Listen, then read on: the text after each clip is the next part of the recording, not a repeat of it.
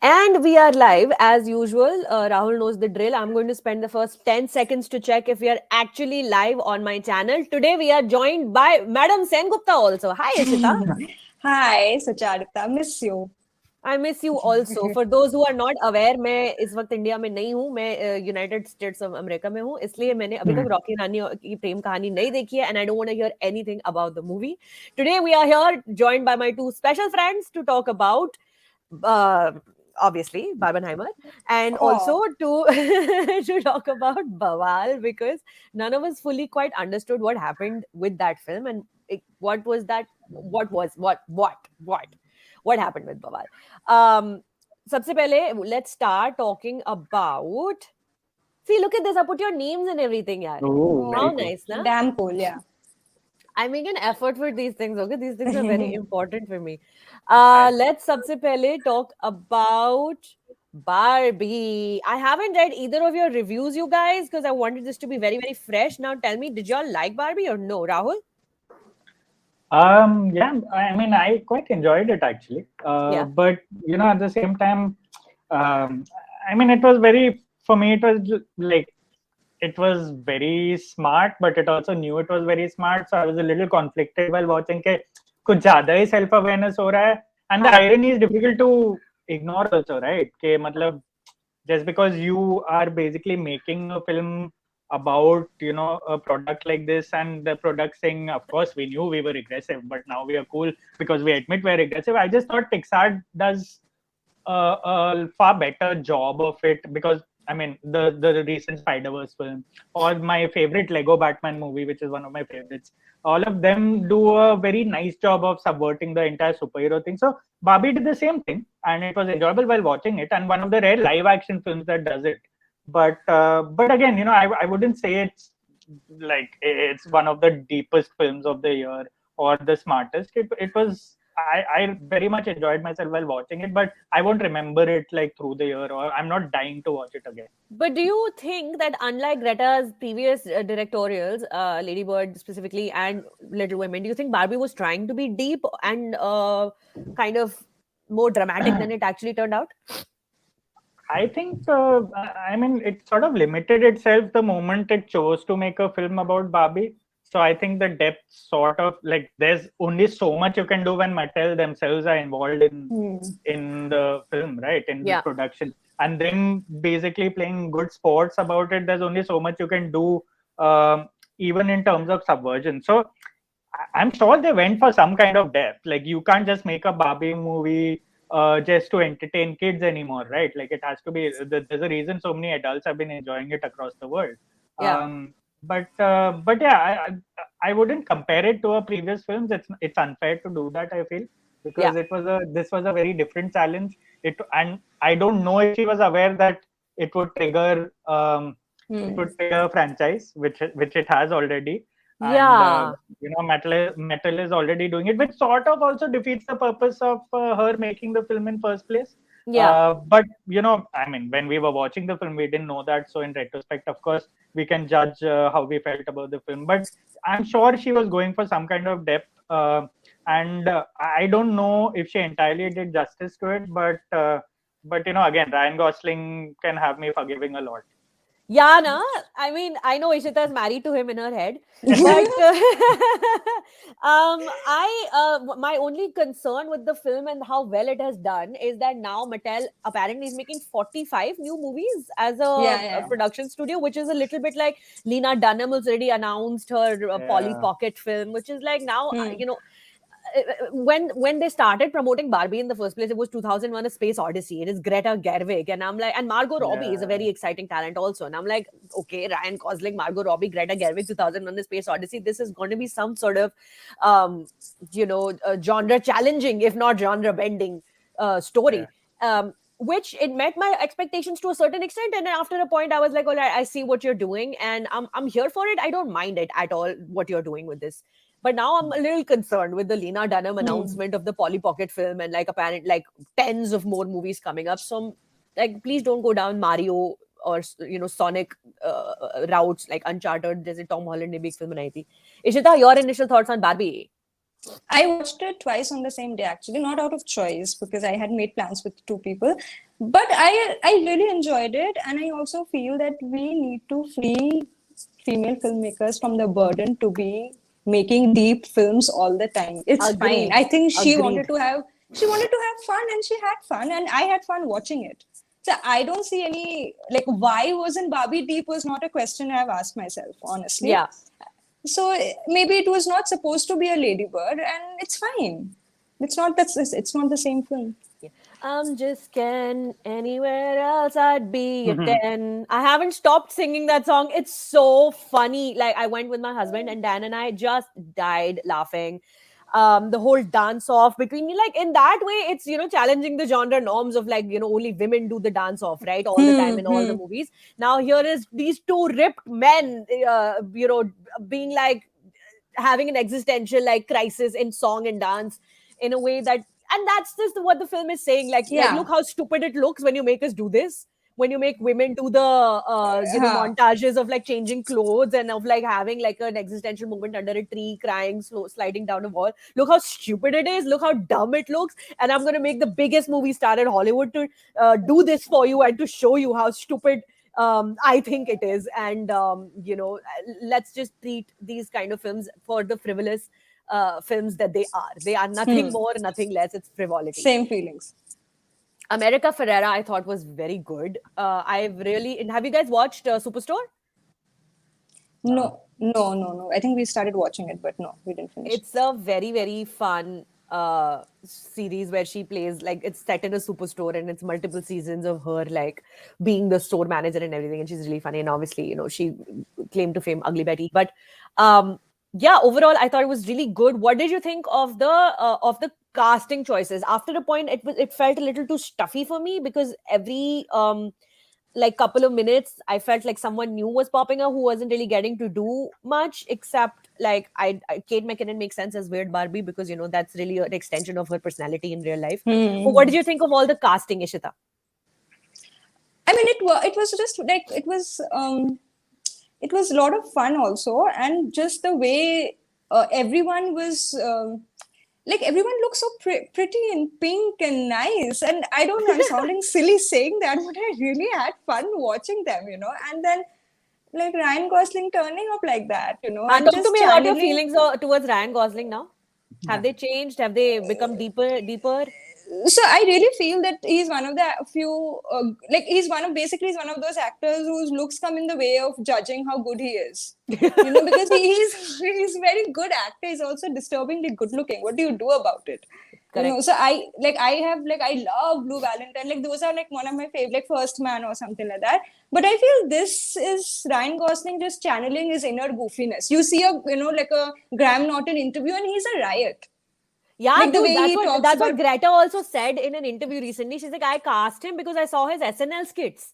And he's so outrageously funny, especially in that skit where he gets abducted by aliens. And he comes back to tell his experience of being abducted by aliens. And he's just so outrageously funny. And, you can tell this personality come forward in interviews as well. When he's talking to people, especially with the Barbie interviews, they've actually gone out on a limb to make them more funny, to make them silly. An interviewer comes and they're offering them gifts, like, you want something pink, you want a drink, whatever. Like, they're having fun with it. He's not promoting The First Man. He's not promoting, Blade Runner. He's promoting Barbie, and he's very aware of it. And it just goes to show how much fun everyone is having in this film. Rahul, what did you think? Through? Oh, sorry. I love Ryan Gosling, and anything he does. I've seen these SNL skits on repeat over and over. There was one skit again that Greta also mentioned that I love. He appears on the Weekend Update desk as the guy who just bought a boat. And it's pretty much like Ken, with the Ken energy. His work is the beach. That's all he knows. His job is beach. I loved how, little inside jokes of all the discontinued Barbies popping up. His friend, what was that friend who wears Ken? He wears the same clothes as Ken. Alan was a riot. It was so funny. Like, I wear all Ken's clothes.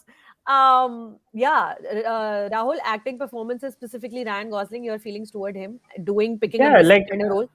So one of the best comedic performances I've seen in the last decade is this film called Nice Guys. Oh my gosh, where so funny. Russell Crowe and him. Yeah, Gosling and Crowe, and Gosling really like he knocks it out of the park there, because it's just, that's where you realize how versatile he is and how effortless he is when it comes to, of course, Crazy Stupid Love is great fun also, but it just, you realize how effortless he is when it comes to this kind of tone. And I Yeah. feel like, I feel like what Ishita just mentioned about him saying his looks often come in between how good he is as an actor. I feel the same about Margot Robbie.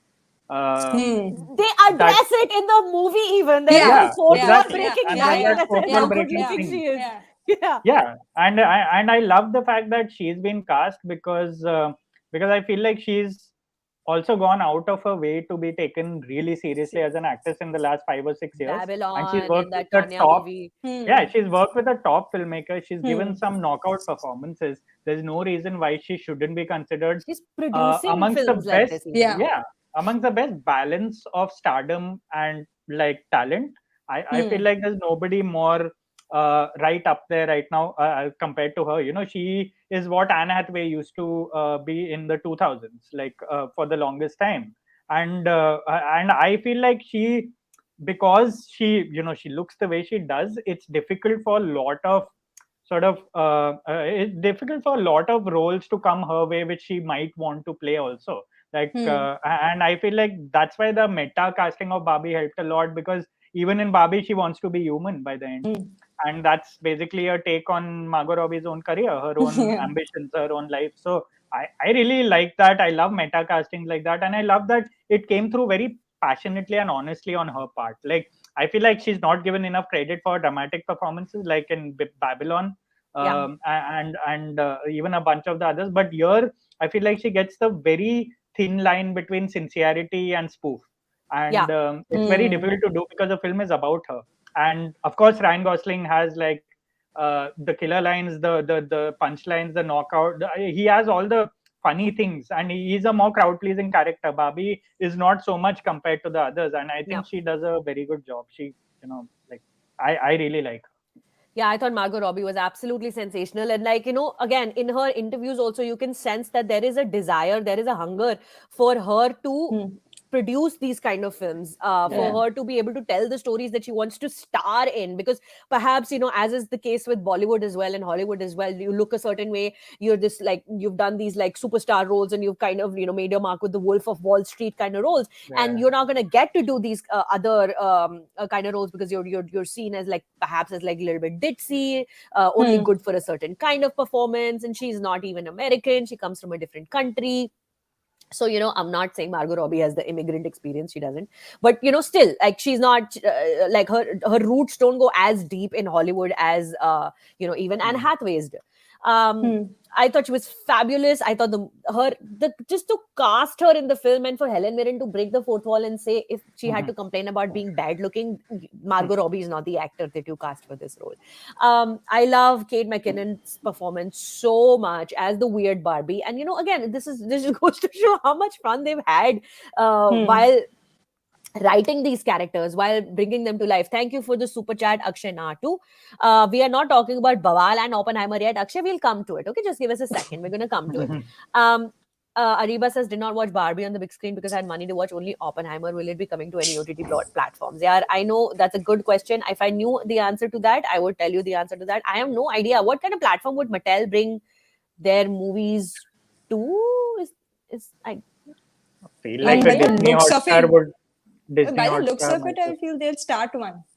They'll start their own. Correct. Yeah. You are right. With the amount of stuff that they have promised that they're going to put out, they Very might just scary, start one. Ishita, did you have Barbie dolls growing up? And Rahul, did you have Barbie dolls growing up? Yeah. No. Rahul, please say. I'm very interested. No, go on, please. No, please say. पहले आप नहीं करो. तुम इशिता पहले तुम बता दो. और जरा तुम ना फोन को नीचे करो. तुम्हारा आधा सर कट गया है. Wait, let me put it here. Is it better? While she sets her frame, Rahul, while she sets her frame, you tell me, did you have dolls growing up? No, I didn't have dolls while growing up, but I did know, of course, my cousins who I was very close to while growing up, they had dolls, and one or two of my male friends used to play with their sisters' dolls, which is not weird at all. But but it's just like it's second-hand experience of dolls. It's not like I was, of course, being a boy and all, I was very interested in those dinky cars and stuff. So it was a very Yeah. boy blue thing, not so much a pink thing. But yeah, I was always I never imagined one day that we've been watching a film about Barbie, which is a good thing. I also feel like we need to mark this moment right now because this will never come back. That Yeah. Barbie has just been made, and it's made by Greta Gerwig, who's one of the best directors in Hollywood right now. Yeah. And I think before we know it, there'll be 40 new films of Mattel. Yeah. And it's the same with what happened with Marvel and DC. After the first Spider-Man came out, not a lot of people knew what it would snowball into. And I Correct. loved the first Spider-Man, Sam Raimi's, and I remember how So big a good. deal it was in India. And I never knew that there'll be Spider-Man 2, 3, 4. So I just enjoyed it as a standalone film, and I loved it, like how superheroes were presented. Yeah. So I think we need to like just remember this moment. I don't think it's going to be the same again. Like this moment is passing as we speak. Yeah. Absolutely. Same. It was the same kind of cultural moment that you cannot turn a corner without seeing Barbie, without seeing Pink somewhere in some shape or form. Yeah, When the first Spider-Man movie came out, it was unprecedented. You could not turn a corner without seeing Tobey Maguire's face splashed. yeah. Specifically, that one pose when he's climbing up the building and Mm. it's a top shot. Yeah, no, it's exactly the same kind of cultural moment that we are having right now that we're going to be talking about 10 years, 20 years from now. Not just Barbie, with Oppenheimer as well. Ishita, did you have dolls growing up? Did you have a relationship with Barbie? No, I did not. I had one. So because I'm the younger one, I basically used to get everything my sister had destroyed. So, did you get So any weird Barbies? I did not get Barbie at all. My cousin had, and I used to be so jealous of her. Like when I used to like play sometime, but I was not like a very doll person. But I remember Barbie having a very lasting impression because it was one of those things I was really jealous of. I really wanted to own. I never had Yeah. one. I had one Barbie. I think my parents purchased it for me because I scored some good marks at some point. And getting Barbie was like a because it was an import, right? So it was an extreme form of luxury to have a Barbie. And I had friends because I went to a rich kid school, and I had friends who had doll houses in their homes and multiple Barbies and Barbie Yeah. sisters and books and like all the other merchandise that comes with it, different clothes, Barbie's car and all that stuff. And I was insanely jealous because I didn't have any of that. I had one Barbie. She had one princess frock, but I was like, but iska point kya hai? When I started playing with it, I was like, "Iska ye karti," but I like things that do things. Like even when I'm buying appliances for my kitchen, I need my juicer to be a mixer grinder also. I need my coffee grinder to also make my coffee. I like things that are supposed to do one thing but do two extra things for you. I'm like very like Functional. functional like that. I need utility. And then I had that doll and I had like this big beautiful dress. I think it was Cinderella Barbie, if I remember correctly. I'm not even sure. Oh. And I was like, iska point kya hai? And then I saw some of my other friends who had Barbies whose head snapped off after a point, and then you can't put them back on. Once the head comes Yeah. off, it's off. Like, this is not like if I can't fix it, then I can't ever play with it again. So I don't think I ever had a second Barbie in my life. The one Barbie I had, and not my thing.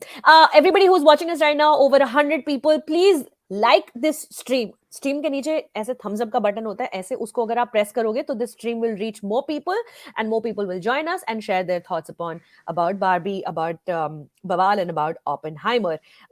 Any more thoughts about Barbie, you guys, before we move on to the next film? Rahul? Not really. I actually at some point in Barbie, I thought like when they were going into that plot point of like you have to find the human who owns you to stop what's happening to you. I thought they were going like down the inside out route there. Like I just thought like it was heading into more human territory. I like the fact that they pulled it back and got the humans into Barbie land, because it would have been very easy to be, just sort of go there and make it like a more emotional thing about the relationship between humans and Barbies. I like that they kept it about Barbie towards the end, and they kept it as her sort of coming of age story per se. So I was quite surprised by that, and I'm glad they took the more difficult route there.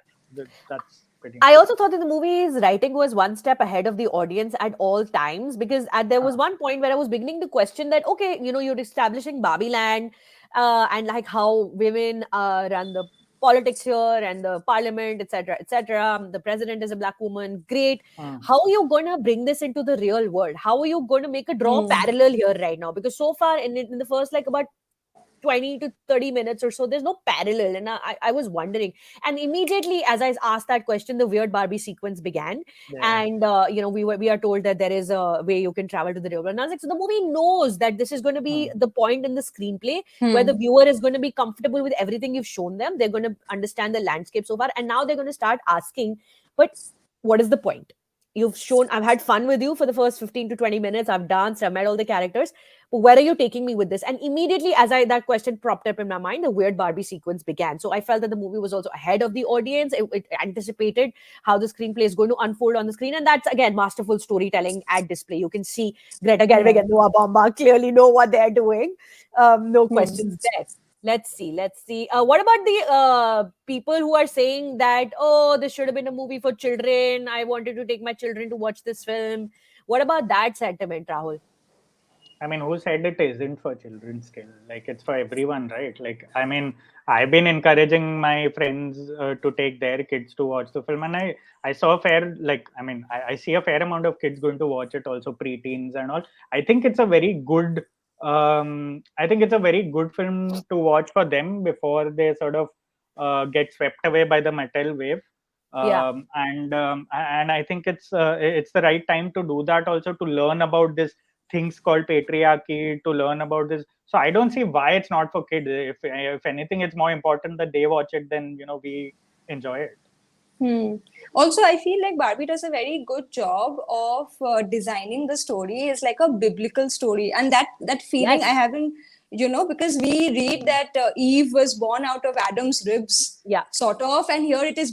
She just basically flips it, where Ken is under the shadow. Yeah. So I felt that was very interesting. The entire biblical narrative of it. And isn't it kind of incredible that Mattel also allowed Greta to go there to have a criticism of Mattel as an organization? The office that you see when you go into the real world is a very Severance type of vibe until you go into Will Ferrell's room. Before that, it's cubicles. The cubicles don't have any doors.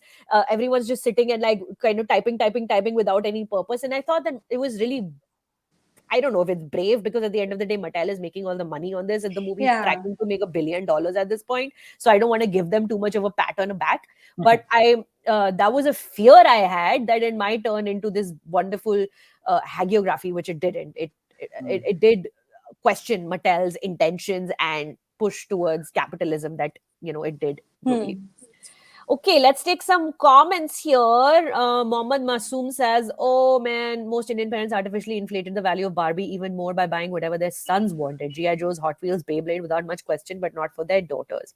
I don't know. I was the eldest one, unlike Ishita. And I was never really into toys, but my parents bought me one Barbie, which, if I remember correctly, I think it was like a 500 rupees purchase back in the day.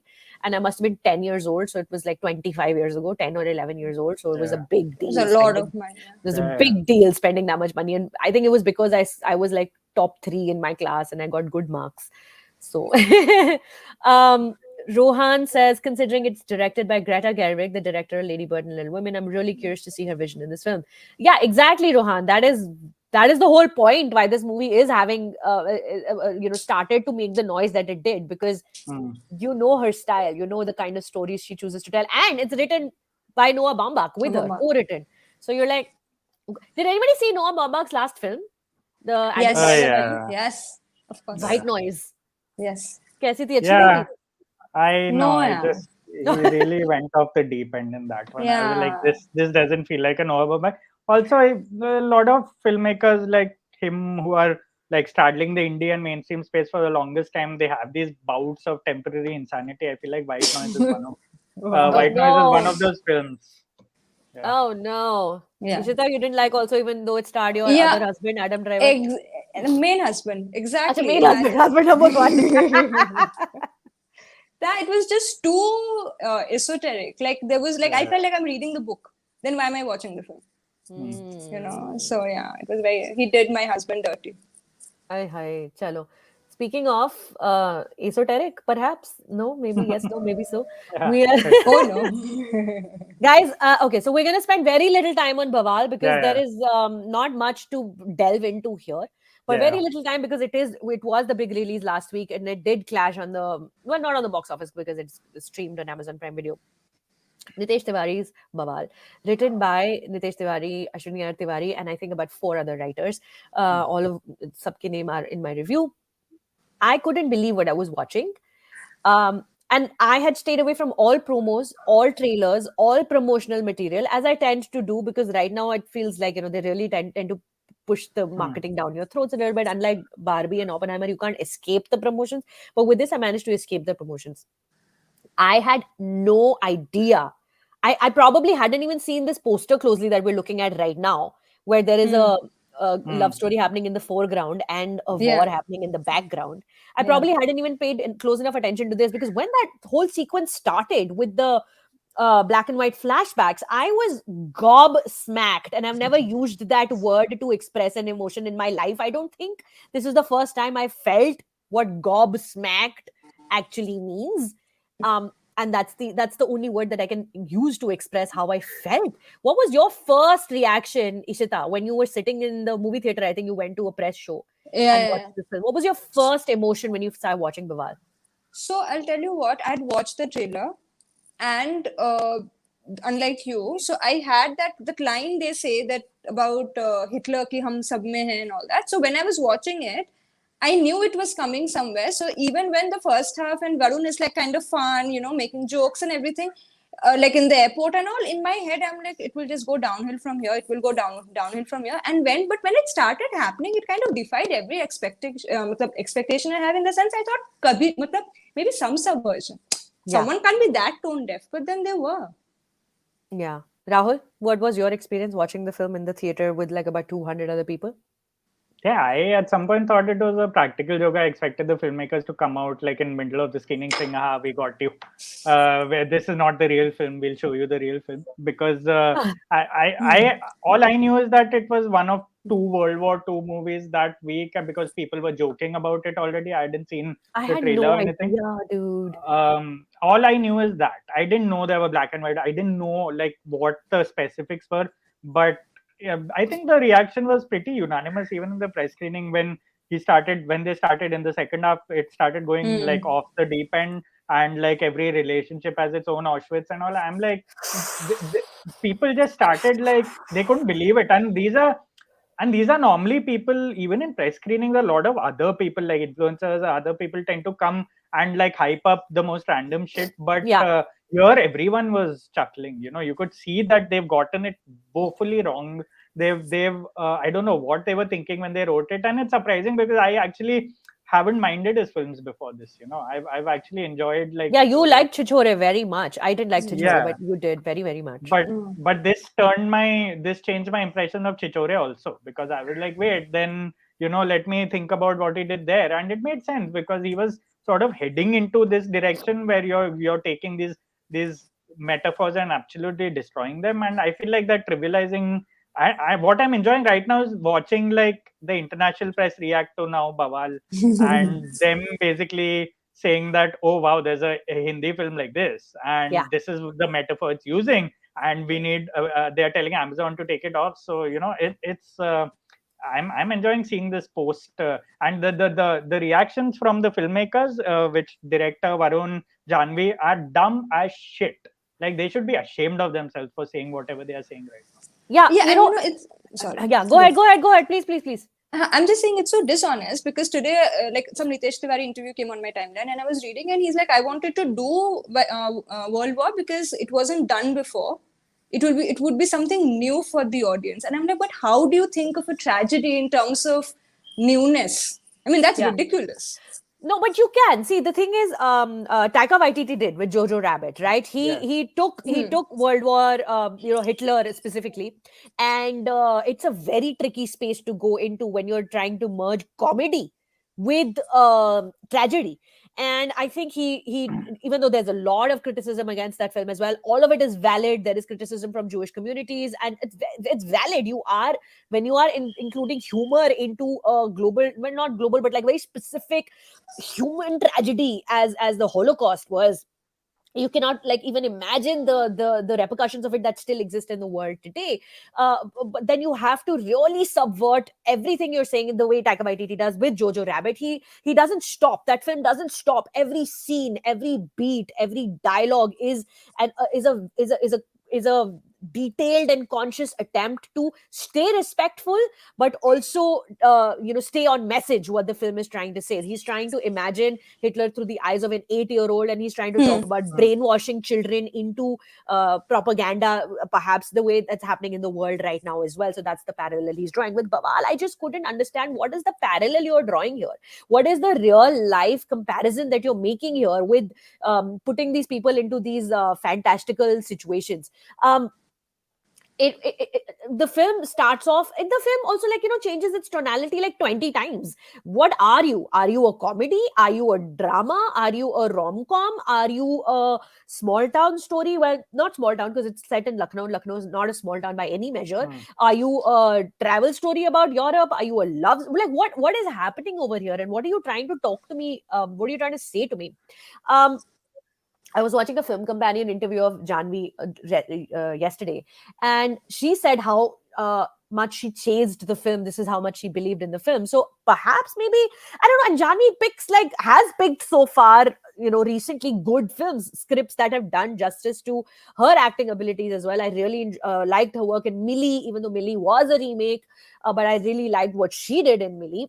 Varun Dhawan did Bhediya recently, and we know that even in the Jug Jug Jio, he's had a Varun sense, in the sense that he's changing things around for him. Why go 10 steps back towards doing the same Humpty Sharma ki Dulhania that you did when you first started your career? I don't understand why to go back to this. Perhaps it is just their faith in the people who are making this film, just blind faith, being like, they know what they're doing. They've done this before, and we can just put our faith in these people. I think that's what, I don't know. Yeah, because I mean, what I was trying to say earlier is also like, I feel like Nitesh Tiwari's intent was very wrong, honestly, and that is where the film went wrong. Because of course you can make a film on a tragedy, but if your intent is to show it only for the sake of the fact that it hasn't been done before, then there is no empathy here. But I didn't even understand what the intent is. What is the intent of this film? But I mean, I don't honestly. It's. I feel like it basically mined a tragedy, a human created tragedy, to undermine it. Yeah. Like it basically, and I really see no other reason for it. And it probably is the first step among the many to normalize it also. Like, that is what it is, because you are saying a relationship crisis is no different from Auschwitz, which is ridiculous. Yeah. Like specifically when like this whole sequence begins. Yeah. I'm like, it's like emotional whiplash.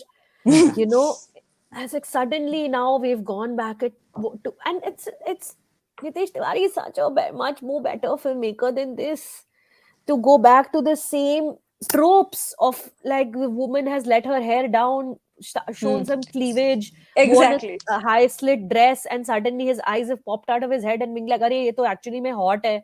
It's like, come on, what is this, 1992? What is this sequence in here? Suddenly your wife is dressed in, and also like, okay, sure, these are not emotions that a film cannot address, that a film can't show, that suddenly when someone's wearing really nice clothes and their partner is like, wow, you look really great. But the way the film deals with it is so basic. It's so pedestrian.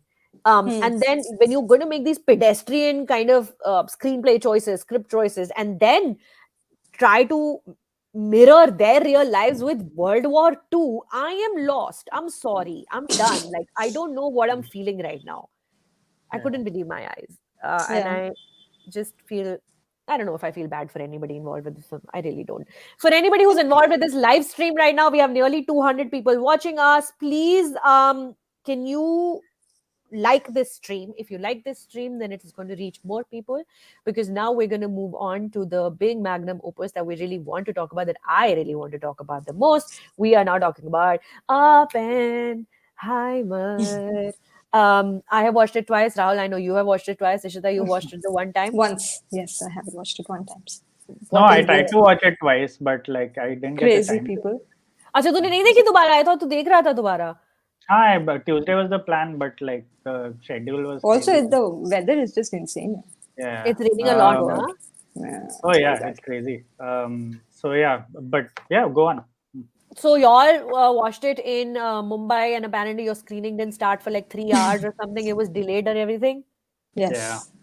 Yeah. So that obviously that was a already tough tires day. you out for a film that is designed to tire you out. Oh, tell me Um, about it. was there an interval in your screening? Yeah, there Yeah. was. Yeah. And what time does the interval appear? No spoilers, because there are people who've still not watched it. I don't know Yeah, I don't remember. when does the interval appear? No idea. Like it Yeah, was. I don't I remember. just know the time on the watch was like close to midnight, and I'm like, Oh, wow. Great. oh, So I've managed to watch it twice. The first time I watched it was 2 weeks before release. The way it's meant to be watched in the big oh, IMAX, like 70 and everything, the big one. Honestly, you guys, it's like nothing I've ever seen before. That auditorium I'm talking about, not the film at hmm. this point. You enter and you're in a freaking, it's like obviously built like an amphitheater, but it feels like you're in a like an airport, storage area where they keep airplane hangar. Like it Yeah, is so huge, and you find your seat, and I feel like if I look down, I'm gonna get sick because yeah. it's like literally like this. Oh, And in my first viewing, I don't think I fully allowed myself to enter the film in my first viewing, because I was just so overwhelmed with the whole experience of it, of being in New York, of watching the movie, of knowing that I'm going to be talking to like Christopher Nolan tomorrow. I didn't, and that's why I was like, I have to watch the film another time, the first opportunity I get, and then I went and watched it when it released. It is like I watched it with my husband Dan, and he's like, this is one of my top three films of all time, because he's a Yeah, scientist as well, yeah, I right? know. Yeah. For him, his perspective is also very different yeah. toward seeing these people at work, and immediately it's one of his top three films. Rahul, what do you think? Is it one of your top three films? No, so I'm basically still at the stage where I fully haven't processed it like you after the first screening, but for different reasons. Because I'm not one to like whine about how physically taxing it is when it's 3 hours delayed or whatever it is. I will sit for a wait for a Nolan film all night if it needs to be. Yeah, exactly. So especially on an IMAX screen and stuff, because we don't get to watch it a lot here. And I didn't mind waiting for it, but the film, as you said, it's sort of designed to also exhaust you psychologically, mentally, because it's such a immersive first person sort of point of view that is so tunnel visioned in its how it's basically taking what Nolan is known for, basically what he does with his narratives and all the playing that he does with his narratives. He's used it as part of the human mind here, and it's very difficult as a viewer to take in everything that's happening in those 3 hours in your first watch itself. And I don't remember being as wiped out after a film as I was after this film, because the next Yeah, day when I woke up, when I had to actually write about it, I'm like, wow, I don't remember a lot, because it felt like a fever dream. And I yeah, guess that was also the intention, because it's not an easy story to tell. It's not, biopics in general are very difficult to make in a new way without being gimmicky about it. And I feel like the way he swung for the fences in terms of the narrative style, and in terms of basically saying that that I trust you as an audience to come along on this journey and put yourself through the ringer for me. yeah. And for this particular story, I don't see a lot of filmmakers doing that. They always want to talk down a little onto the audiences, and Yes. the way he's used his craft to really not compromise on it. I deeply admire that, but I still plan to watch it again, because I still want to get a lot of details that I didn't get the first. It is one of those films that you watch again and you find Yeah, it to be a completely yeah, different yeah. film.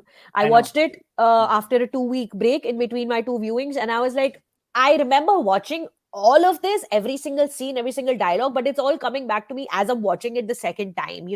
Subplots, specific subplots, like the scientist who wanted to make the hydrogen bomb. Hmm. I know that subplot is there, and I know that the argument that he's had with advocating for for the hydrogen bomb, and Oppenheimer against the hydrogen bomb. But the importance of that subplot fitting into the screenplay, hits you when you watch it the second time, like what the bigger picture is. Because on your first viewing, the bigger picture for me was difficult to kind of bring down to a point. It was more about, okay, now this, now this, now this, now this, now this, and my mind was a little scattered watching everything. And also because the visuals and the big screen and the Cillian Murphy's cheekbones, I was just lost. Ishita, your initial thoughts on your first viewing? I really, really, really, really liked it. I really liked it because I feel like, honestly, before Oppenheimer released, I was a bit I'm feeling a bit put off because of the noise that not Nolan but people who like him created. Generally the Nolan fever, whatever. And but when you watch his films, and watching Oppenheimer really reminded me why I like his films also, is because even you don't have to understand everything, you have to feel everything. I know it sounds very cliche, but I feel but that's what he says also. Yeah, but I feel it's very true. I was so moved by the end, and it's not that I understood everything. I've watched it once. I didn't know about Oppenheimer in such details. I don't think none of us did here. But I came back very, very moved. And it just reinstated that faith, that when a storyteller really wants to tell a story, it will come across. No matter what the technical jargon is, you will be moved. And I feel that is what happened with Oppenheimer for me. You're muted, I think. Yeah. Sorry. Everybody who's watching this live stream right now, I do apologize. There will be some mild spoilers. So perhaps if you've not watched the film, come back to this live stream later on, because you can't avoid spoilers. But even though, what spoilers? This is it's not really history. spoilers. Yeah. It's history. So a spoilers in the sense that like how the screenplay unfolds, basically. So if you've not watched the film and you really don't want to know anything about it, log off right now and then don't yell at me in the comments later on, because screw that. Yes. Okay. So what was I saying? Yeah. So like on my second viewing, it really, on my first viewing, I was upset with, well, not upset, but kind of like distracted with how many actors kept appearing every few minutes, and actors you recognize, and that kept taking me out of the experience of like being in the world, because it kept breaking the fourth wall for me. Like, oh, now this is Gary Oldman. Oh, now this is one of the Casey Affleck. Yes, Casey Affleck is here. And I was like waiting for Timothée Chalamet to show up, because now I know that these actors are showing up. It's like, who's going to come next? And are we is the Butler going to make an appearance? What's his name? Yeah, Michael Caine going to make an appearance? Because he's done this before with Interstellar. None of us knew Matt Damon was in the film until we watched the film, and then Matt Damon shows up, and the whole audience, the whole theater like let out a gasp saying, what? So I kept waiting for that moment that someone's going to show up and going to break my reverie that I'm in right now. That didn't happen, but then actors kept showing up. But then on my second viewing, I didn't mind that at all. Perhaps because there was no element of surprise left. I knew what is going to happen and who's going to come, and I really enjoyed seeing all these different actors being like, I want to do a Nolan film. I want to do a Nolan film. I want to do and Gary Oldman showing up to play Truman in this one scene. And really like hitting it out of the park. It's so good. There's such a delightful scene where he's like, don't let this crybaby in my office anymore. Yeah. What did you think of Robert Downey Jr.'s performance, Rahul? So the character has really grown on me more than the performance over time. Like I really admire Robert Downey Jr. I really like him as an actor. But I feel like the character was so beautifully written, because of course it's the crutch the film is on, because see, you can't mess around too much with the narrative in a biopic like this, where history with everyone is familiar with, right? So how as Nolan do you make it interesting? And I feel like Robert Downey Jr. was a cheat code in this, and the way he used his character Louis Strauss as basically the human part of the story, and the pettier part of the story, the sort of rival, the supervillain, without us really knowing towards the end. But that human ego that's at play with his character is one of the better things, because I can only imagine how he felt. I sort of sympathized with his character also. He's thinking that the scientist community anyways hates him and they are talking about him, but they actually don't give a shit about him. They're actually caring about the world at large. And that's such a complex thing to convey, this politics between politicians and scientists at that particular period of time. It's not an easy thing to convey. And I feel like Robert Downey Jr.'s character is the reason the film is able to sort of excel or go into the space it does. Yes. it's through his Agreed. character that Nolan also gets the freedom to explore the same timeline through two different perspectives, right? The color perspective and the black and white perspective, and he calls the color perspective fission and the black and white perspective fusion of like coming together of two things, which is the Robert Downey Jr. perspective of the story, where he sees the coming together, like you said, of politics and science, and the specifically that one scene where you see Einstein in the background. It's such a, it's like, it's crafty almost, right? That scene, because you see Adam Sandler, why? Albert Einstein. Albert Einstein in the background, and he's skipping stones in a pond. Like, how dare you show the biggest scientist of all humanity? The introduction scene is him standing next to a pond skipping stones. It's so human. It's almost silly in the way Einstein is introduced in the film. And then that scene plays out. That's the only scene that plays out both in color and in black and white, if I'm not mistaken. Again, maybe I'll watch it a third time and I realize I was wrong. But as far as I remember, it's the only scene that you get to see in black and white and in color. You get to see it first from the memory of Lewis Strauss, who remembers introducing these two scientists and then remembers being rebuffed by Einstein and being like, what the fuck just happened? And why is he turning the science community against me? And then you come back to that scene right at the end of the film, in the climax, when you see it, what actually really happened from Oppenheimer's point of view. And he's like, he knew what he has done before any of the congressional meetings or any of the inquiries or anything that happened. He knew right as he met Einstein after,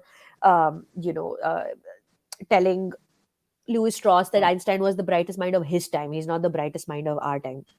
Like he's done what he had to do.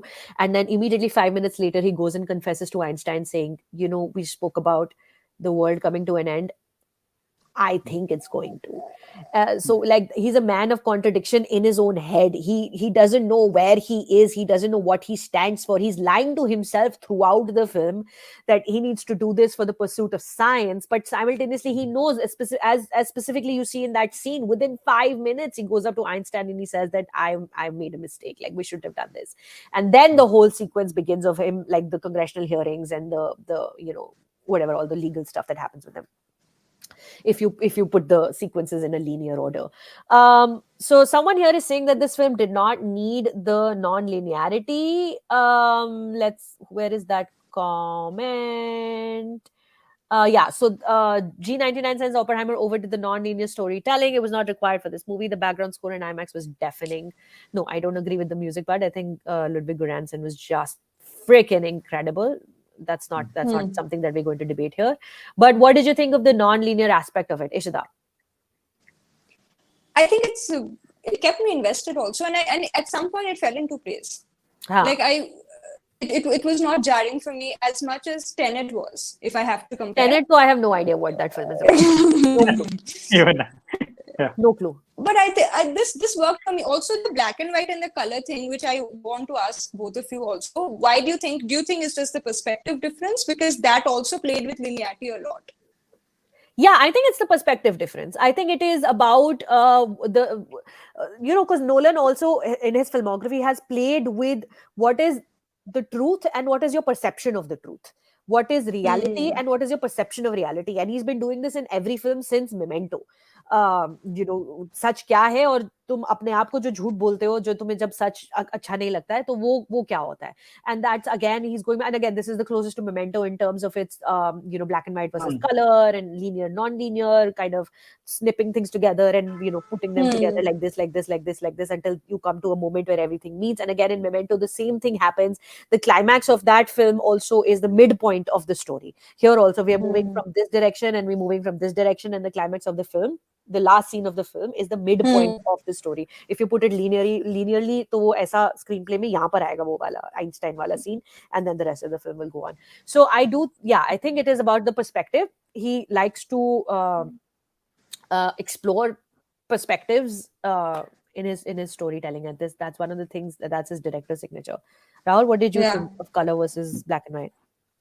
I mean, I sort of, in general, I feel like Nolan has a reason for everything he does. Any other filmmaker, he would have been called pretentious, but he Yeah. has an answer to everything. He's not just doing it to impress you or to distract you. He's doing it because it adds to the larger experience of disorienting you as a viewer. Because you're watching a film about a scientist who isn't sure of his own reality after a while, isn't sure of his own truth after the while. And especially because we knew his moral dilemma by the end, and we knew all along that he was probably punishing himself after going through what he did. So, the black and white thing, given that it was Robert Downey Jr.'s character's perspective, at least in that particular, I mean, there are many interpretations. It can be that Robert Downey was the kind of character who looked at things in black and white, or he was and that pettiness comes in the end, like it's either you're against me or you're for me. And yeah, sure, everyone can sort of derive their own interpretation. I'm also a big fan of the way Nolan does the non-linearity. I think it's technically no non-linear timeline ever is necessary in any film, but you have to see why they use it and what they are trying to achieve. And I think Nolan has more reason than any other filmmaker to do it. Yeah. As I said, it's you're playing with a psychological landscape of not just a person, but an entire era. And so it's what it results in is what matters, not what you're going through while watching the non-linear timeline. You can't get impatient while watching it. You have to trust the filmmaker that will come to something. And I think Nolan trusts his own craft enough to know that the viewer will get it by the end. And I'll admit I was very disoriented while it was going on. I was like, why black and white? Kya ho raha hai? Where is which timeline is the hearing going on? Which timeline is what hearing? But then by the end, if you really think about it, if you actually use the intelligence that Nolan thinks you have, then you get it. Yeah, you have to get inside his mind while you're watching the film. And I know that it's not ideal to know so much about a filmmaker before you go into a film, but specifically like Christopher Nolan's storytelling is so specific to Christopher Nolan, and he's invented this whole new kind of style of non-linear storytelling. You have to be familiar with the way he tells his stories. This is the only other film that he's actually made except Dunkirk, which is about real historical events and real people.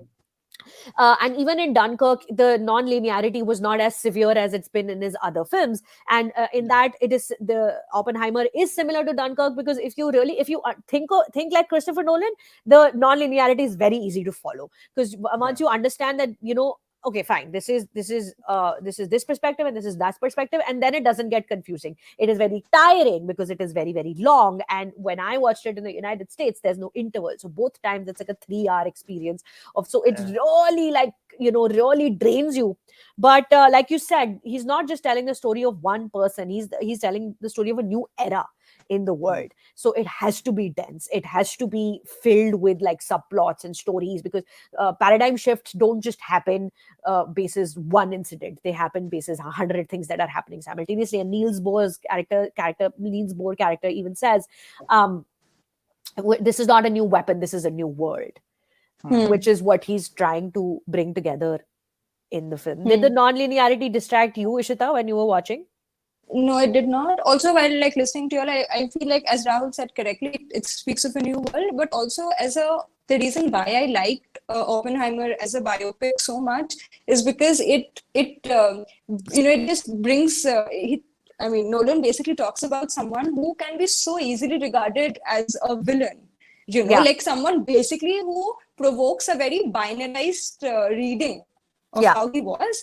And the non-linearity in his case is because it adds so much complexity and ambiguity in him, because by the end, he's seeing, we see that his trial was going on, he confesses that he should have known better. And then we immediately see him like a madman giving orders, and he's so taken by his own achievement or capability, that it just adds a fascinating moral ambiguity to his character, where you cannot distinguish where he stands, which I feel works so well for a film like this, because he becomes a human being, a human being, a scientist who was a genius, who was so impatient to show the world that he was a genius, that he, had a blind side. This is such a fascinating and fun comment by Ariba. This movie was all about Albert Einstein is indeed the best mind. What Albert Einstein said was actually correct.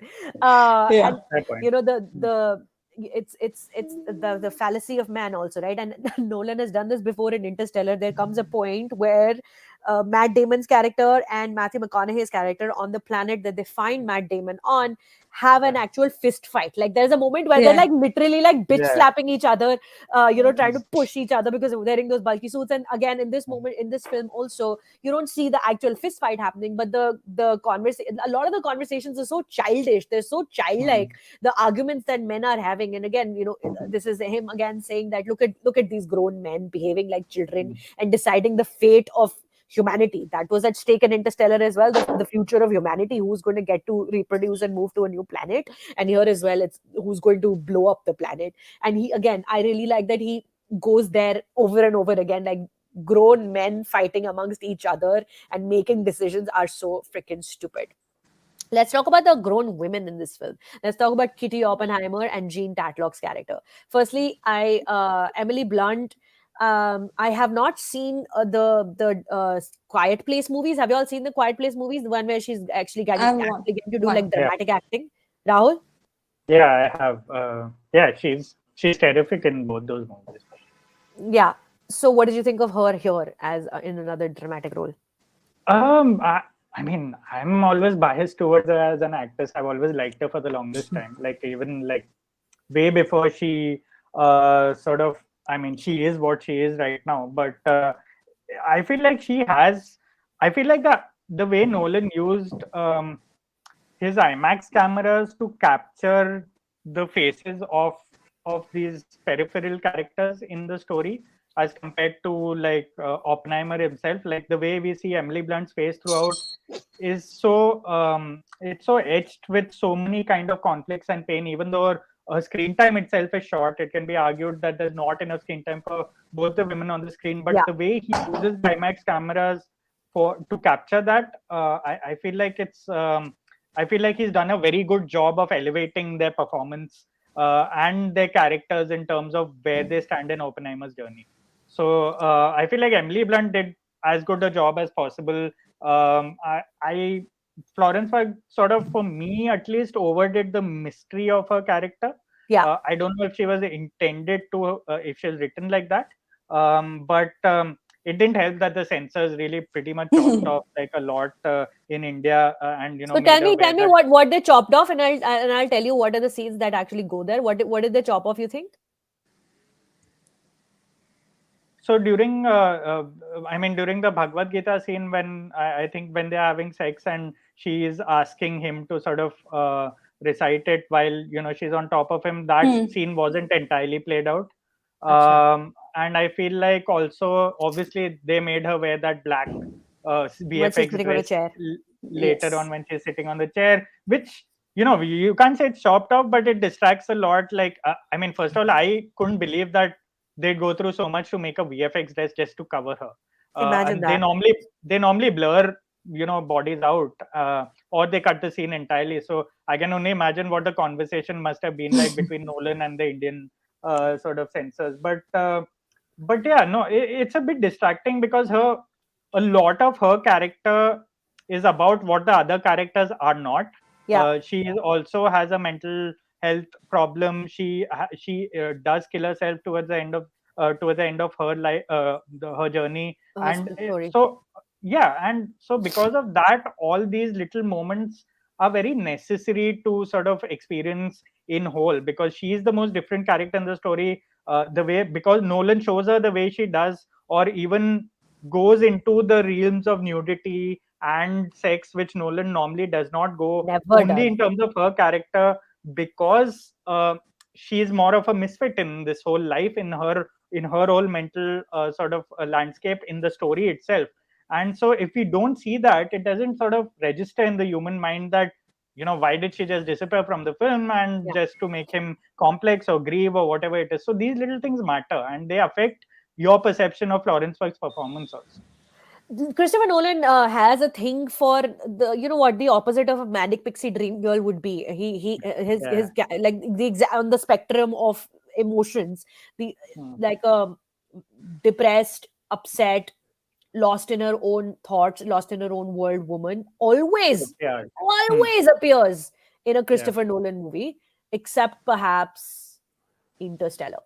Yeah, because there was no room in that film for a female character like that.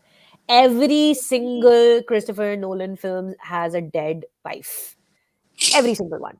Except here, the wife isn't dead, the girlfriend is. But there has to be a woman who loses her life that propels the male genius. protagonist to do the things that he does. You go back to anything, go back to Memento, Inception, obviously, Interstellar, also there is a dead wife. There is like just continuously throughout. So in that, I will still hold it against him that he does not give he does not flesh out the female characters as well as he could have. Jean Tatlock's character felt more like a type instead of an actual. And even though, like, when you read about her, there is all the things that he's shown in the film are true. He's not making any of it up. She was a Communist Party member. She did end up taking her own life in the same way that it's shown in the film. And the relationship with Oppenheimer was exactly the same the way it's shown in the film. When I read about it, but like, for instance, Kitty Oppenheimer was an accomplished scientist herself. We don't get to know anything about her. I think she was a biochemist, or like she was in the sciences, right? Yeah. You meet Kitty Oppenheimer in one scene at the party where they're flirting with each other, and you're like, wow, Oppenheimer had game. Like, he flirts with everyone who crosses his path. And then the next time you meet her, she's a drunk alcoholic. What happened in between? What happened? Like, you meet her the next time, he goes home and she's sitting there drinking as the baby's crying in the other room. And Oppenheimer walks into the room and he immediately starts talking about his work. He can't even, like, it's almost like he can't even hear the baby crying. And when she gets up from her chair and tries to, like, kiss him or something, and he's like, shouldn't you go to the baby? And she's like, I went to the baby all day long. What happened in between there? Like, why did she? I believe you that Kitty Oppenheimer has reached the point where she's like, I am live in a world where women are not allowed to do anything with their own scientific knowledge the way men are allowed to be childish and fight and make these decisions. I would have liked to see more of that, considering she remains the only person who eggs him on right till the end. I really like that she keeps saying, why don't you fight? Why don't you fight? Stand up for yourself. Talk for your family. Push back. She's the only one who does that. And maybe in his head he's already accepted that what he has done is unforgivable. And you see that in the climax scene, that's why he's not pushing back, because perhaps he's also punishing himself through this process. And he's such a narcissist, he's not really thinking about his wife and children at that point. He's like, I need to punish myself for what I've done, so I will take everything that is given to me. What did you think of Kitty Oppenheimer, Ishita? Yeah, so I feel like I've been reading interviews of the cast members, and they very interestingly, one of them, I think it was Robert Downey Jr., who said that the script was written from Oppenheimer's perspective, like first person perspective. So I feel that a lot of that covers a lot of Oppenheimer's criticism, like what you said about, and I totally agree about this Kitty's character, and she's not there, but I feel it kind of shows that she was not there for Oppenheimer, because we are seeing it through his eyes. That is how self-absorbed he was. That he never saw the wife. And I feel it's same for Florence Pugh's character. Like, if you can extend, and we tend to do that when we like something, but I feel like he couldn't see through her only, and that's what he liked. The very mystic opaqueness of her character, because I feel the film was written through his perspective, so maybe that is why. Yeah. What did you think, Rahul, of Kitty Oppenheimer specifically? We spoke about Jean Tatlock. Yeah, no, that's a good theory also that Ishita has, because it was written in first person, and the entire psychological sort of experience we go through is that narcissism that even you talked about is exactly what he is presented as a person outside his craft, his science, his art. So it just of course, as I said, if you really like a film, you will find ways to explain it, and that's the beauty of a lot of Nolan's films, because these conversations we can have for the next few hours and still be fascinated by what something new we'll offer about say Kitty's character or someone else's character, because there's no end to the discourse. And the fact that he can continuously make films or stories like this where we can actually justify a lot of the decisions he takes, even if he didn't mean them, that not a lot of filmmakers do that. Nobody starts discourse like he does.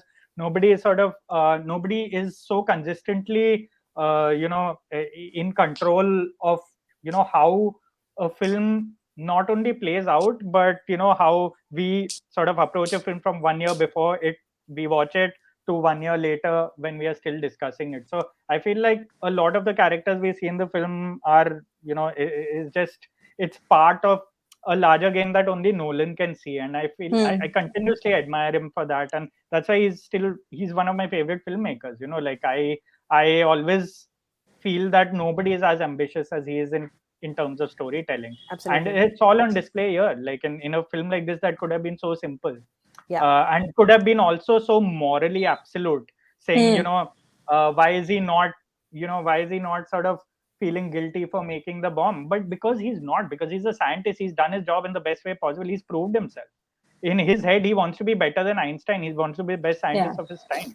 Who cares about what happens later? But then he cares because it's too late by then. So these things, that the fact that we are discussing them, talking about the subtext, Nolan knows exactly what he's doing without spelling it out, and it's a great thing about his film. It's another one of those things that he explores in all his movies, a lot of his movies, that how far are you willing to push the pursuit of science before it actually changes you as a human, it changes your humanity.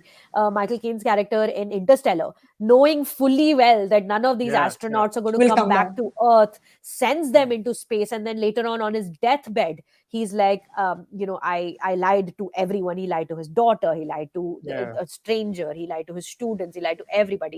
So that is another, again, in Inception also, you see Leonardo DiCaprio's character, we're not specifically pushing science, but like pushing like how far his curiosity can go when he incepts the idea of Inception in his wife's mind, and then he realizes he made a big mistake and he's trying to backtrack from there. His whole life is about regret, and obviously regret is another theme that shows up in Christopher Nolan movies. So it's fascinating for me to see that the subject would be as different as World War II versus sending men into space, but all the themes that he talks about in all of his movies are all present once again. All of them are present once again in Oppenheimer, and it just it's a master at work. We are incredibly fortunate and lucky that we live in this era where we are seeing this happen, where we are getting actual stories of how he has done it from the man himself. I got to spend 5 minutes sitting in front of him, which still like feels like it was somebody else who did it. And I'm saying it's an interview. It's a Christopher Nolan. It's not I who's taken the interview. It's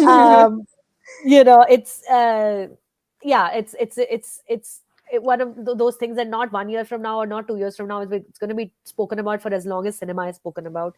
The way we still speak about things like Citizen Kane, and the way those movies changed storytelling, what Christopher Nolan is doing with storytelling right now. And you go back to, and I'm sorry I'm going into Nolan's filmography a lot here, but you go back to a movie like Inception now in 2023 and it makes perfect sense. But when that film released, it made zero sense. What is happening? Who are these people? What is this timeline?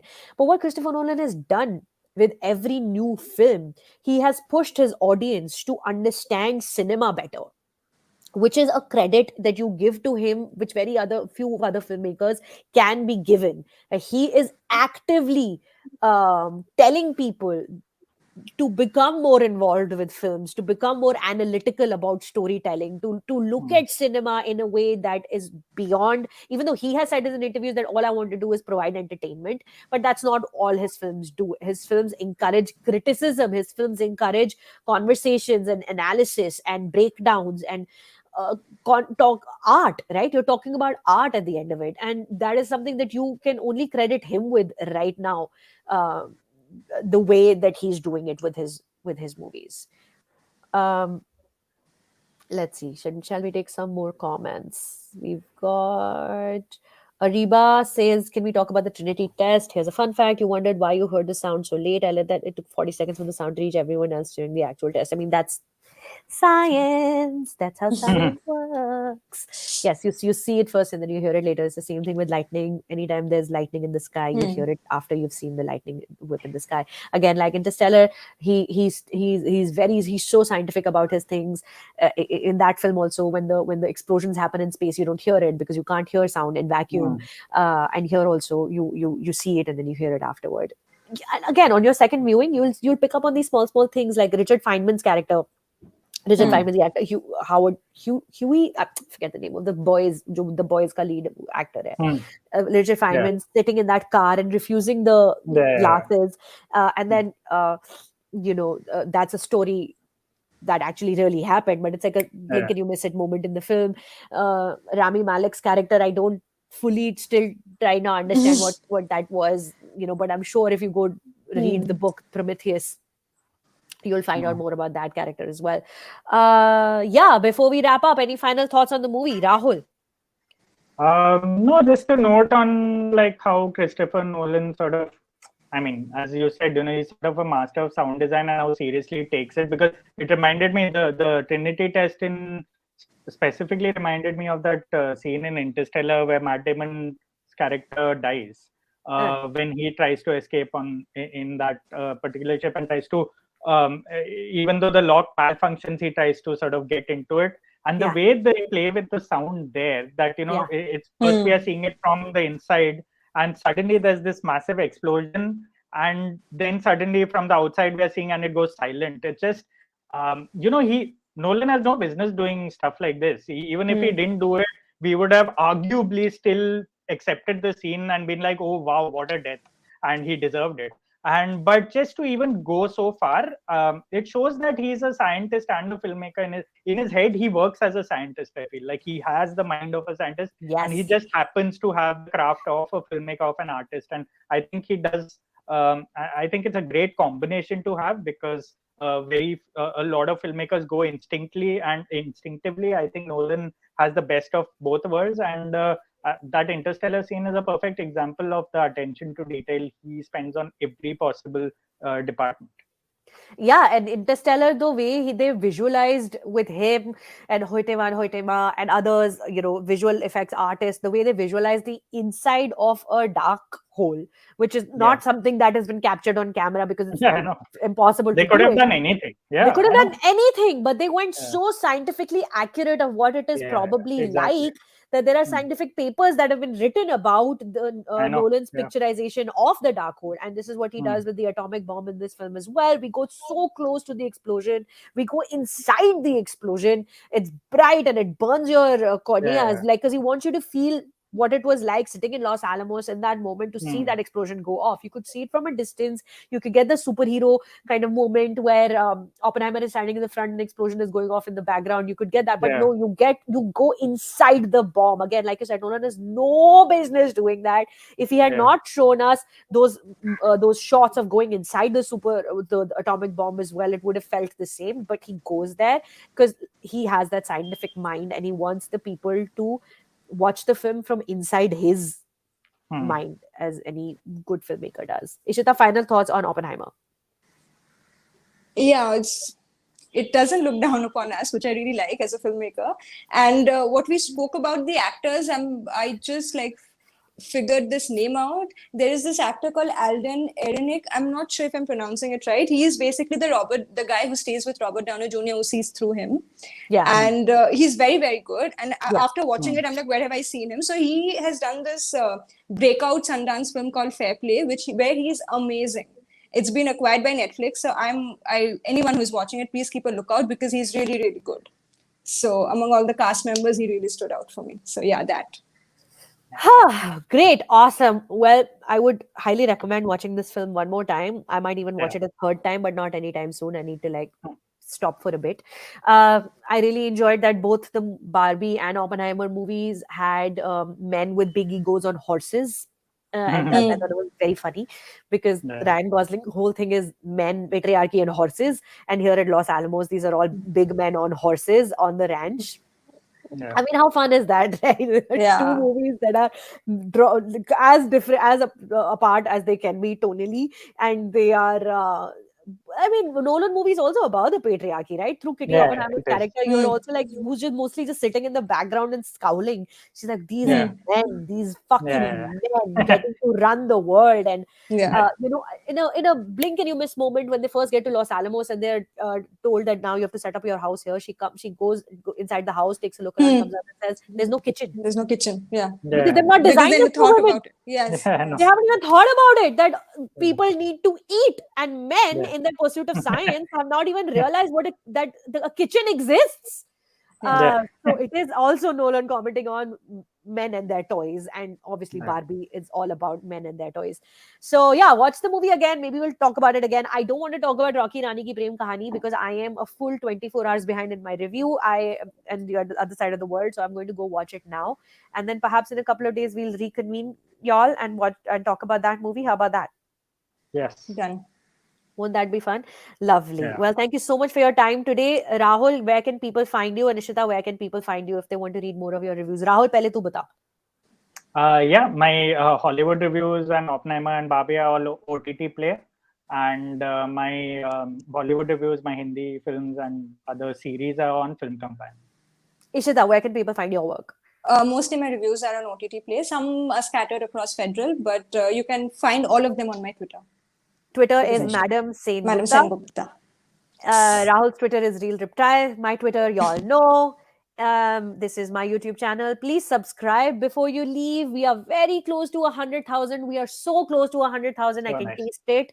हाँ यार 100,000 होने के बाद ना ऐसे YouTube से वो आती है plaque कि ये वो Yeah, I know. I love those Oh. plaques. Yeah. So Amazing. we're so close. I really hope that happens. Everybody who's watching right now, please click the like button before you leave so this live stream reaches more people. Rahul and Nishita, thank you for your time today and thank you for talking with me one more time. I hope to see you soon. See you. Bye. Bye-bye. Bye. End broadcast.